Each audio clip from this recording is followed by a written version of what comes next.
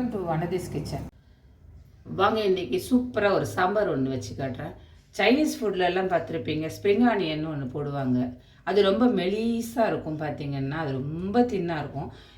இதுக்கு பேர் தான் வந்து தமிழில் வந்து வெங்காயத்தாள் அப்படின்னு சொல்லுவாங்க. அது வந்து வெங்காயம் வளரும் போதே வந்து வெங்காயத்தோடையே சேர்த்து எடுத்துடுறது. இது வந்து வெங்காயம் வளர்ந்ததுக்கப்புறம் வர அந்த தண்டை வந்து இந்த மாதிரி கட் பண்ணி, இது பார்த்திங்கன்னா ஸ்ட்ரா மாதிரி இருக்கும் உள்ள ஹோல். இதில் வந்து சாம்பார் வச்சோம்னா அவ்வளோ சூப்பராக இருக்கும். நாங்கள் சின்ன வயசுலலாம் எங்கள் அம்மாலாம் நிறைய இதில் சாம்பார் பண்ணுவாங்க, சாப்பிட்ருக்கோம். இது எத்தனையோ பல ஆண்டுகள் கழித்து இப்போ வந்து எனக்கு கிடச்சிது. இது நான் ஊருக்கு போயிருந்தப்போ வாங்கிட்டு வந்தேன். ரொம்ப ஹாப்பி ஆகிடுச்சு இதை பார்த்தோன்னே எனக்கு. நான் இதில் ஒரு சாம்பார் வச்சு காட்டுறேன். எங்கேயாவது கிடச்சிதுன்னா ட்ரை பண்ணுங்கள். இப்போல்லாம் கொஞ்சம் மணல் வச்சுருக்கேன். ஆஸ் யூஷுவல் நம்ம சாம்பார் வைக்கிற மாதிரி தான். எண்ணெய் காஞ்சிருச்சு, கடுகு போட்டுக்கலாம். கருவேப்பிலை, அதில் பூண்டு நசுக்கி போட்டுக்கோங்க தோலோட.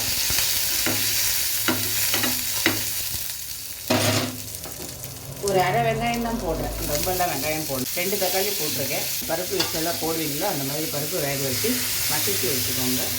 அது மாதிரி மசிச்சு வச்சுருக்கேன். குழம்புக்கு தேவையான மிளகாய் பொடி போட்டுடலாம். தேவையான தண்ணியை ஊற்றிட்டு குழம்புக்கு தேவையான உப்பு போட்டுக்கலாம். சாதாரணமாக சாம்பார் வைக்கிற மாதிரியே தான், இதில் வேறு எதுவும் இல்லை.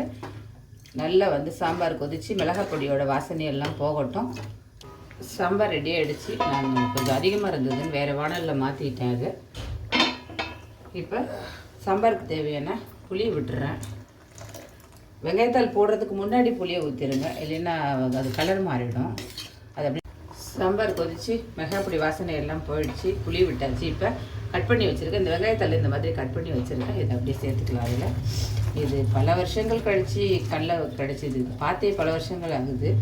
அன்றைக்கி எதேச்சியாக வந்து ஒருத்தர் கொண்டாந்து கொடுத்தாரு. 4 கட்டு கொண்டு வந்தார். 4 கட்டையும் நானே வாங்கிட்டேன் அவர்கிட்ட. ஏன்னா எனக்கு ரொம்ப பிடிக்கும் இந்த சாம்பார். சின்ன வயசில் எங்கள் அம்மா வைக்கும்போது அவ்வளோ விரும்பி சாப்பிடுவேன் நான் இந்த சாம்பாரை.